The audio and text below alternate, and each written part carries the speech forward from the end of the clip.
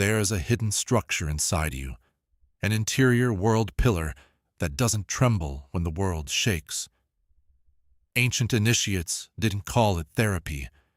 They called it the Axis Mundi, the secret line where earth and heaven exchange breath. In temples, it appeared as a pillar, a tree, a mountain. In the psyche, it appears as something stranger, a center that holds while everything else spins. Modern life trains attention to live on the rim. Career alarms, identity tribes, endless feeds, manufactured urgency. And the faster the rim turns, the more you mistake motion for meaning. Anxiety is often not a moral failure. It's geometry, a life orbiting without an axis. But here's the uncomfortable paradox the Hermetic texts hint at.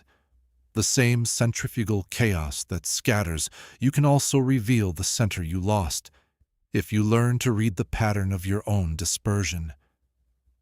To understand the Axis Mundi, forget the modern habit of treating myths like outdated cartoons. In The Sacred and the Profane, Eliade shows that traditional cultures didn't experience space as neutral. There were ordinary places, and there were centers, points where the invisible could be contacted. A village had its sacred post. A sanctuary had its stone. A king was crowned at a symbolic navel of the world. These weren't superstitions. They were maps of orientation. Where do you stand so life makes sense? When that center is lost, everything becomes equally loud, equally urgent, equally meaningless. Jung reframes this in psychological terms. The psyche also has a center, but the ego usually refuses to admit it. The ego wants to be the capital city of the soul, issuing laws, declaring emergencies, rewriting history. Yet the deeper organizing principle, the self, does not shout. It magnetizes. In Ion, Jung describes the self as both center and circumference, not just a point, but the total field that contains conscious and unconscious life. The ego is a spotlight. The self is the whole theater. When the spotlight claims to be the theater, you get the modern disease, a personality built on roles, reactions, and compulsions, constantly defending a fragile identity. This is why a single insult can ruin a day. A single failure can feel like annihilation. The I you defend is too small to carry existence. Here the Hermetic current speaks with a different accent, but the same meaning. The Corpus Hermeticum insists that the human being is a microcosm, capable of knowing the structure of the all by knowing the structure of the inner world. The Axis Mundi is that correspondence made experiential, the place in you where the many becomes one without becoming numb. Now we can name the enemy with precision. Displacement. Not physical displacement, psychic displacement. Your center relocates outward. You begin to live as if your stability is stored in approval, romance, productivity, ideology, or the next purchase.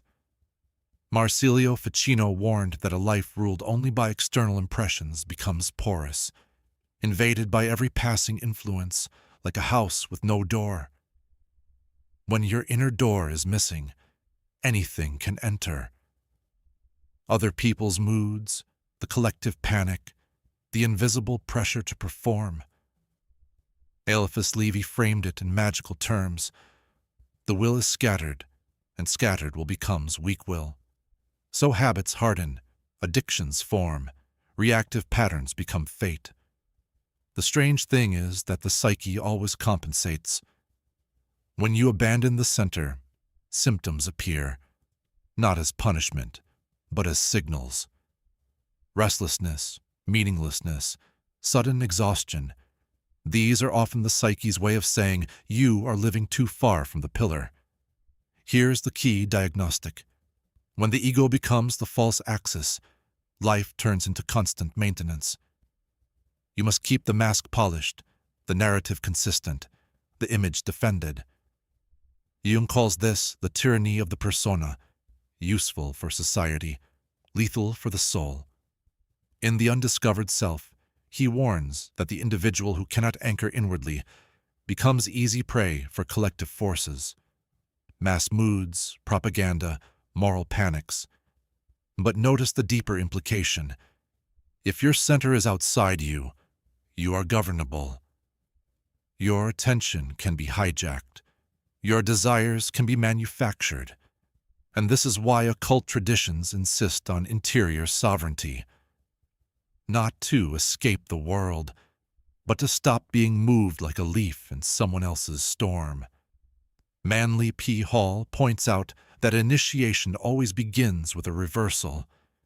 The candidate stops seeking power in the outer world and begins building a throne in the inner one. The Axis Mundi is that throne. Not egoic dominance, but inner alignment. So how do you find the axis? Paradoxically, you don't search like you search for an object. You recognize it through the pattern of what pulls you away. Imagine an old story from late antiquity. A traveler enters a city where every street is circular. No matter which road he takes, he returns to the same marketplace. Dizzy, irritated, convinced the city is cursed. Then an elder tells him, "Stop chasing exits on the rim. Walk inward until the streets stop curving." That is the whole method. The Emerald Tablet says the miracle of the one thing is revealed by correspondence above and below. Psychologically, above is your ideals, your imagined future self. Below is your cravings, your wounds, your automatic habits.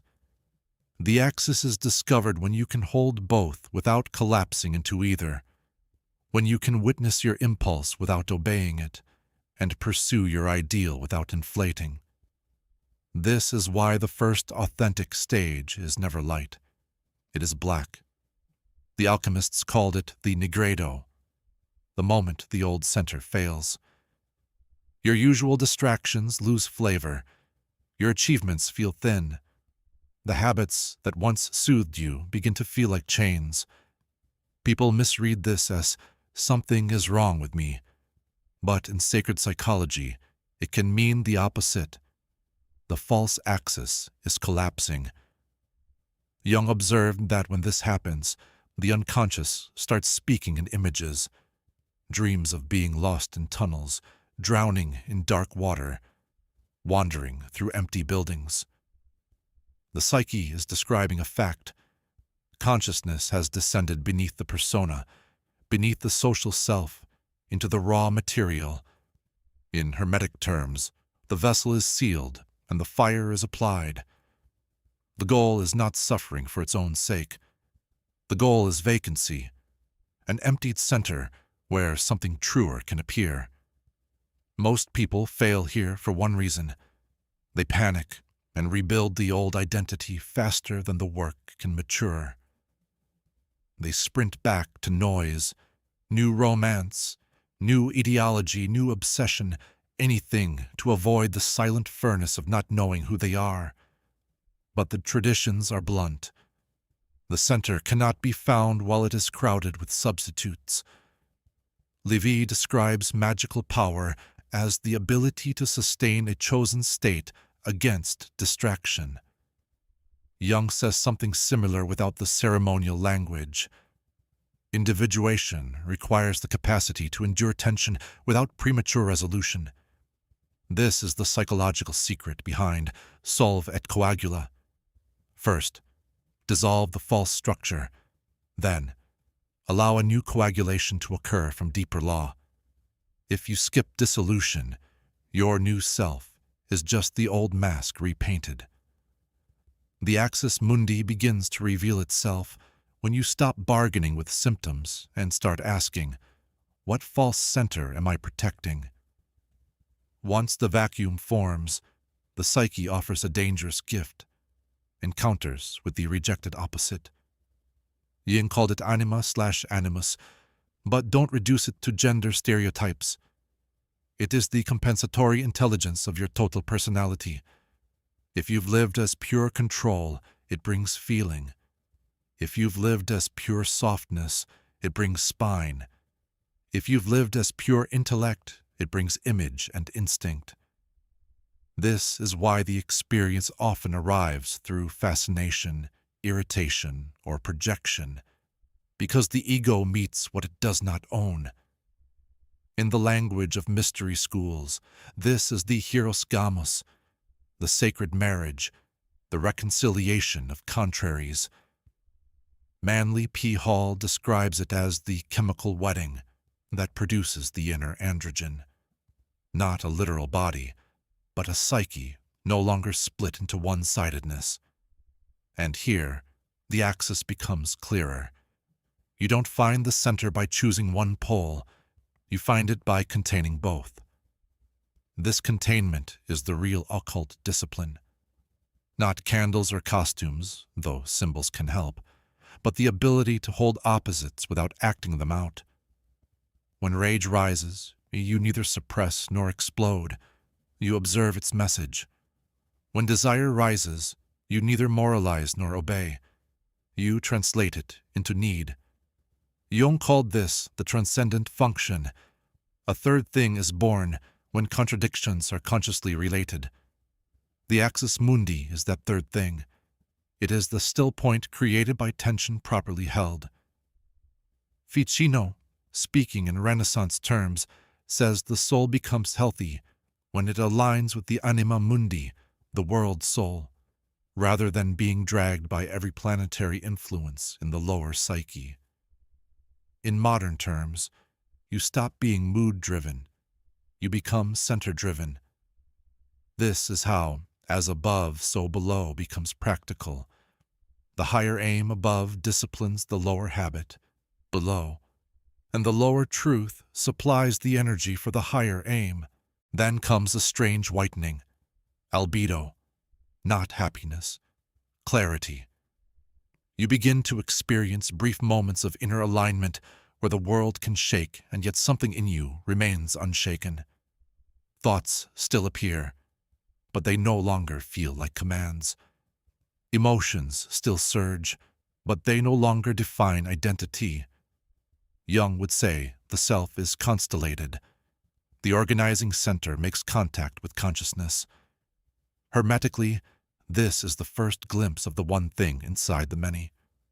But notice, it arrives in flashes, not permanent states. A quiet morning when you don't reach for stimulation, a crisis where you respond instead of react, a conversation where you tell the truth without aggression. These are not moral trophies. They are evidence of a new gravitational center. And this is why the Axis Mundi is so disruptive. Now once you taste that center, the old addictions start to look like rituals offered to a false god. Here's where the story turns from inner mysticism to daily habit change, the part your audience actually needs. Because the axis is not proven in meditation, it is proven in the marketplace. The old pattern says, stimulus to automatic behavior. The new pattern says, stimulus to pause to choice. That pause is the axis in miniature. It's the inner pillar holding up a moment of freedom. If your bad habit is doom scrolling, the axis is the second where you feel the itch and don't obey it. If your habit is anger, the axis is the breath before the sentence you regret. This is what the initiates meant by returning to the center. Not mystical escape, micro-returns, repeated. The corpus hermeticum describes the ascent of the mind through spheres. Psychologically, you are moving through layers of compulsion toward a quieter command. The axis is built by repetition, not repetition of the habit, but repetition of the return. Now we enter the phase many teachings avoid, the social cost. When you stop orbiting the collective's attractors, the collective feels it. Jung notes that individuation is not applauded. It is often experienced by others as deviation, arrogance, even threat. The centered person becomes harder to program, less seduced by status, less terrified of disapproval, and that creates friction. Old friendships based on shared distraction may thin out. Family systems built on your old role may resist. Even your own ego will attempt a final trick: inflation. It will say, "I have found the axis. I am special." But the authentic sign of contact with the center is the opposite: humility, accurate scale. Hall warns that the initiate is tested not by visions, but by character under pressure. The axis is not a medal. It is a responsibility, to live from a deeper law without using it as a weapon. This is the beginning of NIGREDO, the reddening, the fire test. The work must survive ordinary heat, money stress, loneliness, criticism, illness, temptation. In the lab, gold is proven by flame. In life, the axis is proven by friction. You will lose the center again and again. That is not failure. That is the practice. Each return strengthens the inner pillar. Ficino would call this learning to live under the influences without being possessed by them, using the world, not being used. Levi would call it the training of will, the capacity to choose the inner law over the outer reflex. Jung would call it ethical individuation, not doing whatever you want, but becoming accountable to the deepest self, the one that contains your shadow as well as your ideal. The axis is not found once. It is renewed daily, like fire tended in a storm. And now the final secret, hidden in plain sight. The Axis Mundi is not an object you locate. It is a way of being you embody. The center and the seeker arise together.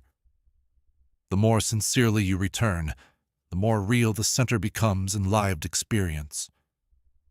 This is why the Emerald Tablet implies that the miracle is perpetuated, not finished. The one thing is renewed through correspondence, moment by moment. You don't escape the turning wheel. You learn its law. Motion and stillness are not enemies. They define each other. The world will keep spinning. News cycles, losses, gains, praise, blame. But when you stop mistaking yourself for a point on the rim, the turning becomes intelligible. It becomes dance rather than chaos. Young self is the circumference that holds the opposites without breaking. Eliad's sacred center is the place where meaning returns. Hall's initiation is the reversal of gravity, life organized from within. The pillar was never elsewhere. It was always where you stand, waiting for attention to come home.